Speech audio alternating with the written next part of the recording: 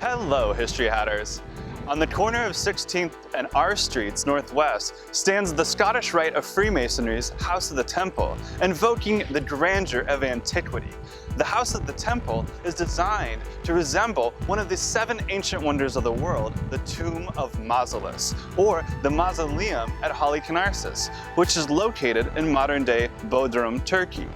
This was the first monumental project achieved by architect John Russell Pope, who later designed the National Archives, the West Building of the National Gallery of Art, and the Jefferson Memorial. Outside, we notice a pair of 17-ton sphinxes created by Adolph Alexander Weinman.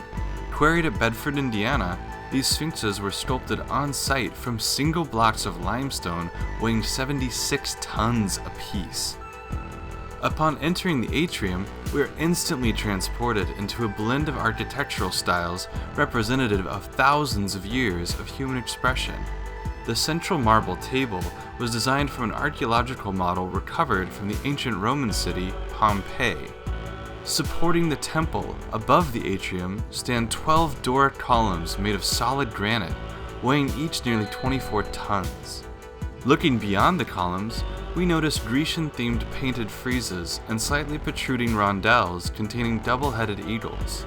Even the chairs are modeled after those recovered from the Theatre of Dionysus in Athens, Greece. Above them shines the face of Hermes, the Greek messenger god. The room is lit by 4 chandeliers containing 33 light bulbs. The Scottish Rite is a system of 33 degrees, so this number is of symbolic import to the Freemasons. Notably, each chandelier contains the unmistakable face of the Gorgon, Medusa. Before ascending the stairs, 2 Egyptian statues in reclining poses command our attention, each carved in place from single pieces of black marble. Climbing the grand staircase, we encounter the Tyler's seat.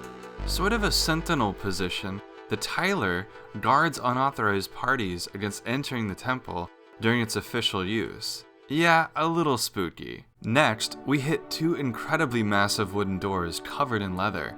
Weighing nearly 300 pounds each, they are crafted with such precision I was able to easily move one with only the touch of a single finger. Leave it to the Masons to create a room such as this. Even the seats are ornately upholstered. I am not a Mason, but according to the House of the Temple guides, belief in a higher power is a key component to membership. However, no particular religion is favored, and thus the central space holds texts from the world's major religions. Inscribed in Hebrew, the slab states, "God said, 'Let there be light,' and there was light. Indeed, light pours into the room from 3 exterior windowed panels and a skylight 100 feet above us. The dome overhead weighs approximately 332 tons. If you thought the temple was the building's only treasure, well then you're in for a real treat." As we venture back downstairs, we encounter a door with a brass knocker, originally from the Supreme Council chamber in Charleston, South Carolina. The Supreme Council was founded in 1801. Once inside, we are greeted by a ceremonial sword and scepter. Welcome to the Executive Chamber. It's sort of like a miniature version of the Temple Room. The chamber reminds me of the style of pre-Raphaelite paintings, where the look of classical antiquity is reimagined. Want to guess how many seats there are? You got it, 33. The room is even equipped with the best acoustics 1915 could deliver. Near the throne, you can see 2 circles filled with holes that fed sound through pipes to holes throughout the seating area. Let's take a parting look before we explore more. A monumental figure in Masonic history is George Washington. His bust appears outside of the building, but also is depicted numerous times in the interior. Most notably, George Washington has a memorial banquet hall in the basement. One cannot ignore the Masonic influence in American politics as we gaze upon this painting of Washington in Masonic garb laying the cornerstone to the United States Capitol building. Point is, President Washington is depicted a lot throughout the temple.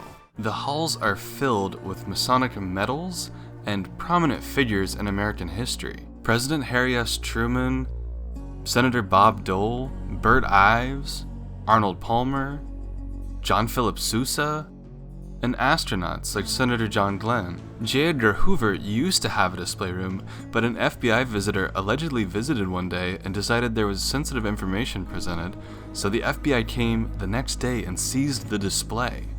There's a library for Robert Burns, the poet laureate of Masonry. Also, there's a bronze cast of his skull, a little creepy. A trip to the House of the Temple would be incomplete without a stop at the Americanism Museum, filled with fascinating artifacts and relics. Being a Kansan myself, I was touched to see Senator Bob Dole's service cap from World War II, as well as a shovel he donated that was part of the groundbreaking ceremony of the World War II memorial on the National Mall. There are presidential coins ranging from Theodore Roosevelt to Bill Clinton. I was startled to see so many artifacts from the Apollo 11 mission, including the fact that Buzz Aldrin is apparently a prominent member of the Masonic Order. But I was flabbergasted to see that he had brought this flag to the moon and back. This gavel is from the remains of the White House after the British burned it in 1812. But I won't lie, my heart stopped when I saw the life mask of Abraham Lincoln from 1860, which he posed for during a trial in Chicago. While I am confident there are many secrets that we did not discover in the House of the Temple, we were simply too distracted by all the beautiful art and architecture. The House of the Temple is open to the public, and I encourage you to review their website to find upcoming dates and times for public tours. Subscribe by clicking on the History Hat logo as we continue to explore the mysteries of history.